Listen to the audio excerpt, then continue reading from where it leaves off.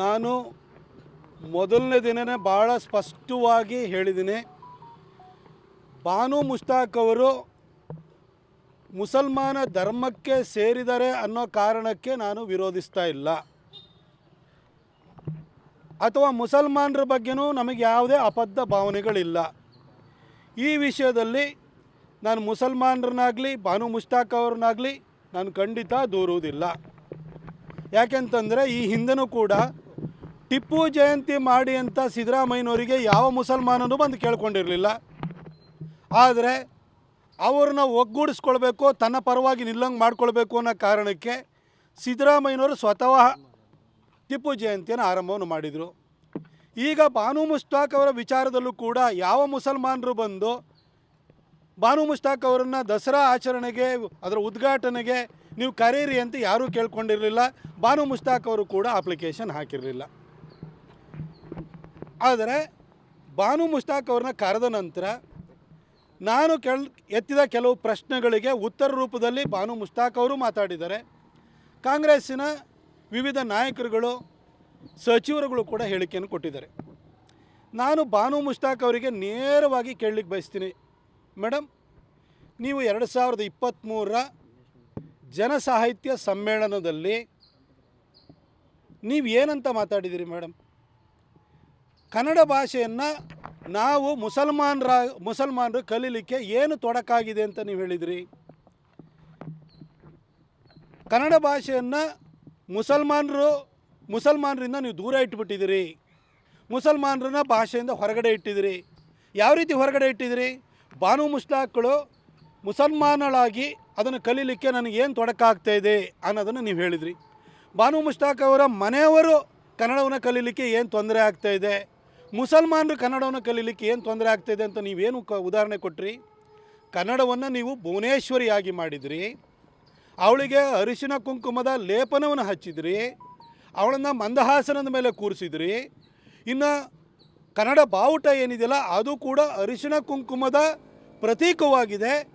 ಹಾಗಾಗಿ ಇದಕ್ಕೆ ನೀವು ಧಾರ್ಮಿಕ ಬಣ್ಣವನ್ನು ಕೊಡುವ ಮುಖಾಂತರವಾಗಿ ಇಸ್ಲಾಂನಲ್ಲಿ ನಂಬಿಕೆ ಇಟ್ಟಿರುವ ನಮ್ಮನ್ನು ಕನ್ನಡದಿಂದ ದೂರ ಇಟ್ಟಿದ್ದೀರಿ ಅಂತ ಹೇಳಿದ್ರಿ. ಮೇಡಮ್, ಈಗ ಹೇಳ್ತಾ ಇದ್ದೀರಿ ತಾಯಿ ಚಾಮುಂಡೇಶ್ವರಿನೇ ನನ್ನನ್ನು ಕರೆಸ್ಕೊಳ್ತಾ ಇದ್ದಾಳೆ ಅಂತ. ನಾನು ಸ್ಪಷ್ಟವಾಗಿ ಮತ್ತೊಮ್ಮೆ ಕೇಳ್ತೀನಿ, ಕನ್ನಡವನ್ನು ಭುವನೇಶ್ವರಿಯಾಗಿ ಒಪ್ಪದ ನೀವು ತಾಯಿ ಚಾಮುಂಡೇಶ್ವರಿಯನ್ನು ನಾಡದೇವತೆಯಾಗಿ ಒಪ್ಪಿ ಮಂಗಳಾರತಿ ತಗೊಳ್ತೀರಾ, ವಿಗ್ರಹ ರೂಪದಲ್ಲಿರುವ ಅವಳಿಗೆ ನೀವು ಪುಷ್ಪಾರ್ಚನೆಯನ್ನು ಮಾಡ್ತೀರಾ. ಈಗ ನಿಮ್ಮ ಧರ್ಮ ಅನ್ನೋದು, ನಿಮ್ಮ ಆಚರಣೆ ಅನ್ನೋದು, ನಿಮ್ಮ ಆರಾಧನಾ ಪದ್ಧತಿ ಅನ್ನೋದು ಅಡ್ಡಿ ಆಗಲ್ವಾ? ಮತ್ತು ಸ್ಪಷ್ಟವಾಗಿ ಇನ್ನೂ ಒಂದು ವಿಷಯನ ಕೇಳಲಿಕ್ಕೆ ಬಯಸ್ತೀನಿ. ಅರಿಶಿಣ ಕುಂಕುಮದ ಬಗ್ಗೆ ನಿಮಗೆ ಯಾಕೆ ಮೇಡಮ್ ಅಬದ್ಧ? ಅರಿಶಿಣ ಕುಂಕುಮ ಅನ್ನೋದು ನಮ್ಮ ಸಂಸ್ಕೃತಿಯ ಭಾಗವಾಗಿದೆ. ಕರ್ನಾಟಕವನ್ನು ನಾವು, ಕರ್ನಾಟಕ ಮತ್ತು ಕನ್ನಡ ಕಲ್ಚರನ್ನು ಯಾವ ರೀತಿ ನೋಡ್ತೀವಿ? ಕನ್ನಡ ಅನ್ನೋದು ಕೇವಲ ಒಂದು ಭಾಷೆ ಅಲ್ಲ, ಅದು ಜನರ ಮದುವೆ ಸಂವಹನ ಮಾಡಲಿಕ್ಕಿರುವಂಥ ಒಂದು ಭಾಷಾ ಮಾಧ್ಯಮ ಮಾತ್ರ ಅಲ್ಲ. ಕನ್ನಡ ಭಾಷೆಯಲ್ಲಿ ಇಲ್ಲಿನ ಪ್ರಕೃತಿಯ ಸೊಬಗು ಇದೆ, ಇಲ್ಲಿನ ನದಿಗಳಿದ್ದಾವೆ, ಇಲ್ಲಿನ ವನ ಇದೆ, ಇಲ್ಲಿನ ಸಂಸ್ಕೃತಿ ಇದೆ, ಇಲ್ಲಿ ತಾಯಿ ಭುವನೇಶ್ವರಿ ಇದ್ದಾಳೆ, ಅರಿಶಿಣ ಕುಂಕುಮ ಇದೆ. ಒಟ್ಟಾರೆಯಾಗಿ ಇದು ಕನ್ನಡ ಸಂಸ್ಕೃತಿಯಾಗಿದೆ. ಇವತ್ತು ಯಾರದೇ ಮನೆಗೆ ದಂಪತಿಗಳು ಹೋಯಿತು ಅಂತ ತಂದರೆ ಅಲ್ಲಿ ಸುಮಂಗಲಿಗೆ ಮನೆಯಿಂದ ವಾಪಸ್ ಅಲ್ಲಿಂದ ಹೊರಡಬೇಕಾದ್ರೆ ಯಾವುದೋ ಗೆಸ್ಟಾಗಿ ಹೋಗಿದ್ರು ಕೂಡ ಹೋಗಬೇಕಾದ್ರೆ ನಾವೇನು ಕೊಡ್ತೀವಿ? ಅರಿಶಿನ ಕುಂಕುಮ ಕೊಡ್ತೀವಿ, ಒಂದು ರೊಕ್ಕೆ ಪೀಸ್ ಕೊಡ್ತೀವಲ್ವಾ? ಅದು ನಮ್ಮ ಕನ್ನಡ ಸಂಸ್ಕೃತಿಯ ಭಾಗವಲ್ವಾ? ಹಾಗೆ ನಾವು ಯಾವುದೇ ದೇವಸ್ಥಾನಕ್ಕೆ ಹೋಗಲಿ, ಪ್ರಸಾದ ರೂಪದಲ್ಲಿ ಏನನ್ನು ಕೊಡ್ತಾರೆ? ಕುಂಕುಮವನ್ನು ಕೊಡ್ತಾರೆ, ಹೂವನ್ನು ಕೊಡ್ತಾರೆ. ಅದು ನಮ್ಮ ಸಂಸ್ಕೃತಿಯ ಭಾಗವಲ್ವಾ? ಆ ಕುಂಕುಮದ ಬಗ್ಗೆ ನೀವು ಅಬದ್ಧವನ್ನು ಇಟ್ಕೊಂಡಿದ್ದೀರಲ್ಲ. ನೀವು ಇವಾಗ ನಿಮ್ಮನ್ನು ತಾಯಿ ಚಾಮುಂಡೇಶ್ವರಿ ಕರೆಸ್ಕೊಳ್ತಾಳೆ ಅಂತ ನೀವು ಹೇಳ್ತಾ ಇದ್ದೀರಲ್ಲ. ಅರಿಶಿಣ ಕುಂಕುಮ ಮತ್ತು ಕನ್ನಡ ಸಂಸ್ಕೃತಿಯ ಬಗ್ಗೆ ಈ ರೀತಿ ನಿಮಗೆ ಒಂಥರ ದ್ವೇಷದ ಭಾವನೆಯನ್ನು ನೀವು ಇಟ್ಕೊಂಡಿದ್ದೀರಿ.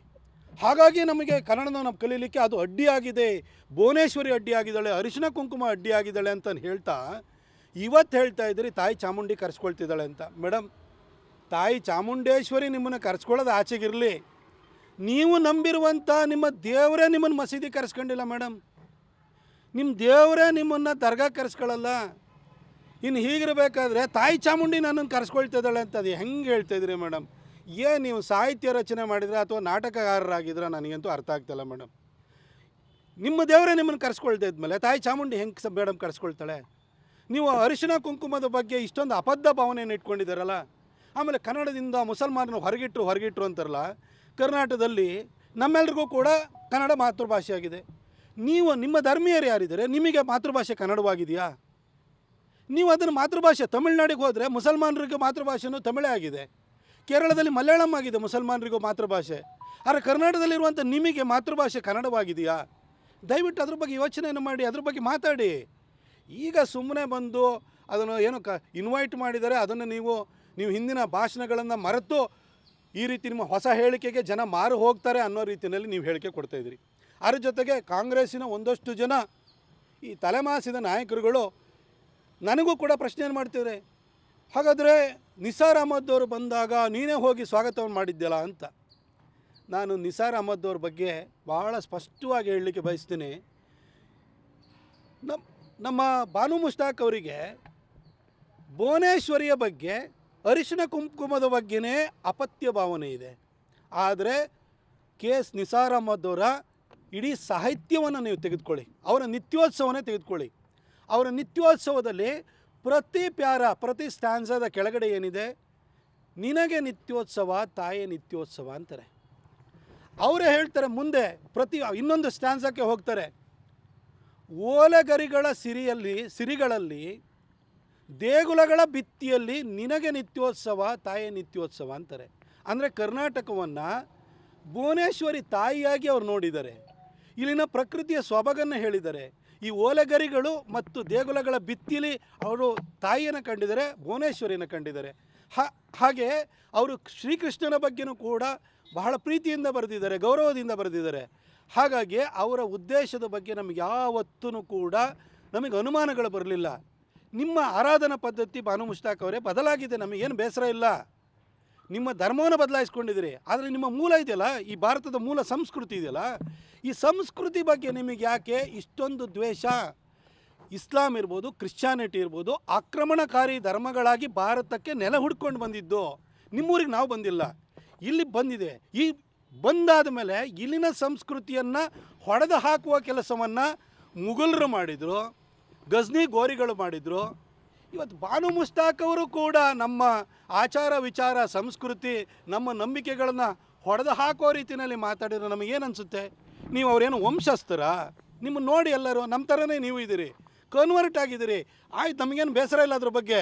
ಆದರೆ ನಿಮ್ಮ ಪೂರ್ವಜರು ನಿಮ್ಮ ಹಿನ್ನೆಲೆಯನ್ನೇ ನೀವು ಹೊಡೆದು ಹಾಕಬೇಕು ಅಂತ ಗಜ್ನಿ ಗೋರಿಗಳ ಥರ ಮುಘಲರ ಥರ ನೀವು ಪ್ರಯತ್ನ ಮಾಡಲಿಕ್ಕೆ ಹೋದರೆ ನಮಗೆ ಬೇಸರ ಆಗುತ್ತೆ ಇಲ್ವಾ? ಅಥವಾ ನಾವು ಪ್ರತಿರೋಧ ಒಡ್ಬೇಕಾ ಬೇಡವಾ? ನೀವು ಜನಸಾಹಿತ್ಯ ಸಮ್ಮೇಳನದಲ್ಲಿ ಆಡಿದ ಮಾತುಗಳಿಂದಲೇ ನಾವಿವತ್ತು ನಿಮ್ಮನ್ನು ದಸರಾ ಉದ್ಘಾಟನೆಗೆ ಕರೆದಿರೋದಕ್ಕೆ ನಾವು ತಗಾದೆ ಎತ್ತಿರುವಂಥದ್ದು. ದಸರಾ ಅನ್ನೋದು 100% ಅದು ಧಾರ್ಮಿಕ ಆಚರಣೆ. ಕಾಂಗ್ರೆಸ್ನವ್ರು ಯಾರೋ ಹೇಳ್ತಾರೆ ಈ ದಸರಾ ಆಚರಣೆ ಎಲ್ಲಿಂದ ಪ್ರಾರಂಭ ಆಯ್ತಿದೋ? ವಿಜಯನಗರ ಕಾಲದಿಂದಲೂ ಆರಂಭವಾಯಿತು. ಎಲ್ಲ ಹಿಂದೂ ಸಾಮ್ರಾಜ್ಯದ ಸುವರ್ಣ ಯುಗ ಅದು. ಅದನ್ನು ಮುಂದುವರಿಸ್ಕೊಂಡು ಬಂದಿರೋಂಥವ್ರು ನಮ್ಮ ಮೈಸೂರು ಮಹಾರಾಜರು.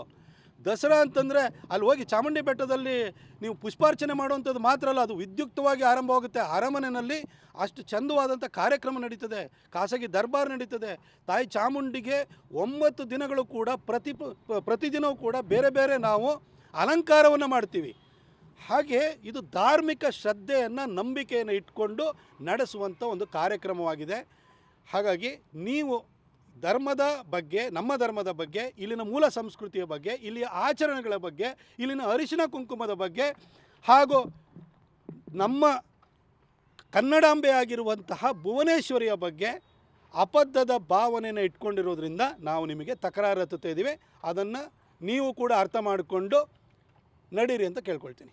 ಸರ್, ಆದರೆ ಯದುವೀರ್ ಮಾತಾಡೋದನ್ನು ಸ್ವಾಗತ ಮಾಡೋದು ನಿಮ್ಮ ಪಕ್ಷದ ಸಂಸದರನ್ನು ಸ್ವಾಗತ ಮಾಡುವಂಥ ಸಂದರ್ಭ ಇದೆ. ಕಾಂಗ್ರೆಸ್ ಮಾತ್ರ ಇರೋದಲ್ಲ.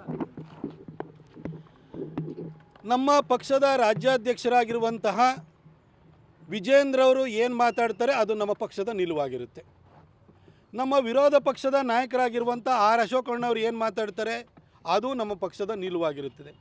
ವಿಜೇಂದ್ರ ಅವರು ಇರ್ಬೋದು, ಅಶೋಕ್ ಅಣ್ಣ ಅವರು ಇರ್ಬೋದು, ಕೇಂದ್ರ ಸಚಿವರಾಗಿರುವಂಥ ಪ್ರಹ್ಲಾದ್ ಜೋಶಿ ಸಾಹೇಬ್ರು ಇರ್ಬೋದು, ಶೋಭಕ್ಕ ಇರ್ಬೋದು, ಅದೇ ರೀತಿಯಲ್ಲಿ SR ವಿಶ್ವನಾಥ್ ಅವರು ಇರ್ಬೋದು, ಮುನಿರತ್ನ ಅವರು ಇರ್ಬೋದು, ನಮ್ಮ ಪಕ್ಷದ ಎಲ್ಲ ನಾಯಕರುಗಳು ಏನು ಮಾತಾಡಿದರೆ ಆ ಮಾತನ್ನೇ ನನ್ನ ಹೇಳಿಕೆಯಲ್ಲೂ ಕೂಡ ನಾನು ಧ್ವನಿಸಿರುವಂಥದ್ದು.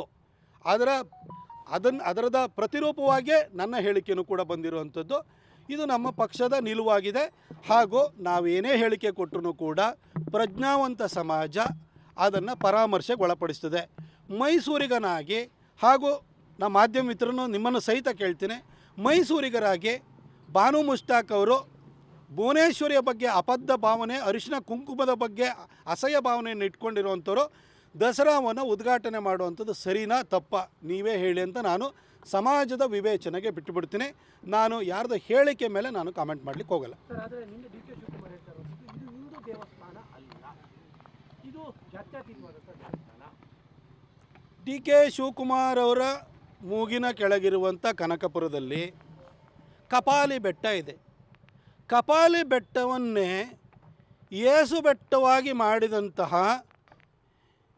ಒಡ ಹುಟ್ಟಿದವ್ರನ್ನ ಬ್ರದರ್ಸ್ ಅಂತ ಕರೆಯುವಂಥದ್ದೇ ಬೇರೆ ಕಷ್ಟ ಆಗಿದೆ ಇವತ್ತು. ಅಂಥದ್ರಲ್ಲಿ ಅನ್ಯ ಆರಾಧನಾ ಪದ್ಧತಿಯನ್ನು ಹೊಂದಿರೋರನ್ನ ಬ್ರದರ್ಸು ಅಂತ ಕರೆಯುವಂಥ ಡಿ ಕೆ ಶಿವಕುಮಾರ್ ಅವರಿಂದ ಈ ಧರ್ಮದ ಬಗ್ಗೆ ನಮಗೆ ತಿಳುವಳಿಕೆ ಜ್ಞಾನ ಬೇಕಾಗಿಲ್ಲ. ಡಿ ಕೆ ಶಿವಕುಮಾರ್ ಅವರೇ, ಕಪಾಲಿ ಅಂದರೆ ಶಿವನ ಬೆಟ್ಟನೇ ನೀವು ಏಸು ಬೆಟ್ಟ ಮಾಡಿದವರು. ದಯವಿಟ್ಟು ಇದ್ರ ಬಗ್ಗೆ ನಮಗೆ ಬೋಧನೆ ಕೊಡೋಕ್ಕೆ ಬರಬೇಡಿ. ಅದ್ರ ಜೊತೆಗೆ ಡಿ ಕೆ ಶಿವಕುಮಾರ್ ಅವ್ರಿಗೆ ಹೇಳಲಿಕ್ಕೆ ಬಯಸ್ತೀನಿ, ಶಿವಕುಮಾರ್ ಅವರೇ, ಸಿದ್ದರಾಮಯ್ಯನವರು ಬಾನು ಮುಷ್ತಾಕ್ ಅವರನ್ನು ಯಾಕಾಗಿ ಇಲ್ಲಿ ದಸರಾ ಉದ್ಘಾಟನೆ ಕರೆದಿದ್ದಾರೆ ಅಂತ ತಿಳ್ಕೊಂಡಿದ್ದೀರಿ? ನಿಮ್ಮ ಪಕ್ಷ ಕಾಂಗ್ರೆಸ್ಸಿಗೆ ಇವತ್ತು ಬಂದು ಸಿದ್ದರಾಮಯ್ಯನವರು ಸಮಾಜವಾದಿ ಹಿನ್ನೆಲೆಯಿಂದ ಬಂದು ಹೊಕ್ಕಿದ್ದಾರೆ. ಅಲ್ಲಿ ನಿಮಗೆ ಕಾಂಗ್ರೆಸ್ನವ್ರಿಗೆ ಮೂರ್ಖರಿಗೆ ನಿಮ್ಗೆ ಅರ್ಥ ಆಗ್ತಾಯಿಲ್ಲ. ಅಹಿಂದ ಅಂತ ಬಂದು ಕಾಂಗ್ರೆಸ್ ಒಳಗಡೆ ಸೇರಿಕೊಂಡ್ರು. ಅದಾದ ನಂತರ ಯಾವ ಮುಸಲ್ಮಾನರು ಬಂದು ಕರೀಲಿಲ್ಲ, ಟಿಪ್ಪು ಜಯಂತಿ ಮಾಡಿರೋ. ಯಾಕೆಂದರೆ ಮುಸಲ್ಮಾನರು ಸಾಲಿಡಾಗಿ ನನ್ನ ಜೊತೆ ಹಿಂದಿರಬೇಕು. ಕಾಂಗ್ರೆಸ್ನವ್ರು ಏನಾದ್ರೂ ಕೂಡ ಅಲ್ಲಾಡ್ಸೋಕ್ಕೆ ಬಂತು ಅಂತಂದರೆ ಮುಸಲ್ಮಾನರೆಲ್ಲ ನನ್ನ ಜೊತೆ ಇದ್ದಾರೆ ಅಂತ ಒಂದು ಬ್ಲ್ಯಾಕ್ ಮೇಲ್ ಮಾಡಬೇಕು. ಹಾಗೆ ಅಹಿಂದ ಅಂತ ಅಂದ್ಕೊಂಡ್ರು, ಬ್ಯಾಕ್ವರ್ಡ್ ನನ್ನ ಜೊತೆ ಇದೆ ಅಂದರು, OBC ನನ್ನ ಜೊತೆ ಇದ್ದಾರೆ ಅಂತಂದರು.